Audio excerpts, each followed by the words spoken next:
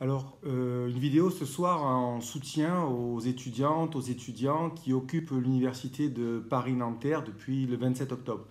Ce sont là des étudiantes, des étudiants qui sont sans affectation. Ce ne sont pas les seuls, hein, il y en a des milliers en France, à cause de la sélection qui s'est mise en place à l'entrée de l'université. Presque une double sélection, je dirais. En tout cas, c'est une sélection scolaire qui est en réalité le prolongement d'une sélection sociale. Et ce qui est à l'œuvre à l'université aujourd'hui, et ce contre quoi en vérité se battent ces étudiantes et ces étudiants, c'est un véritable tri social. Un tri social que nous devons au couple E3C Parcoursup, là, vous savez, dont on a déjà abondamment parlé dans des vidéos et sur lesquelles on s'est beaucoup mobilisé, enseignants, les familles, les élèves, etc. Parce que le bac en France a perdu sa fonction d'être une espèce de sésame permettant d'accéder, je dirais, de manière un peu mécanique à des études supérieures.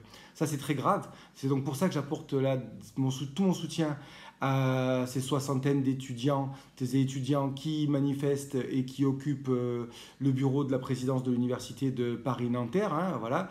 Je les soutiens bien entendu parce qu'il ne peut pas y avoir dans une université un manque de place. On va y revenir, mais ce n'est pas possible d'invoquer le manque de place. Et au-delà de ça, ces 60 étudiants et probablement d'autres en France mènent une lutte sociale fondamentale.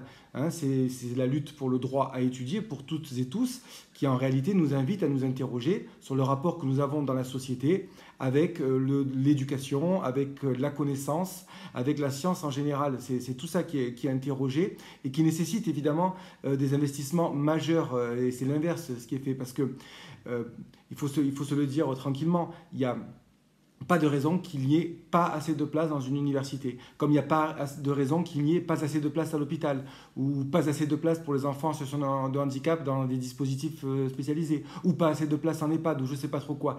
Ce manque de place est en réalité l'expression d'économie budgétaire.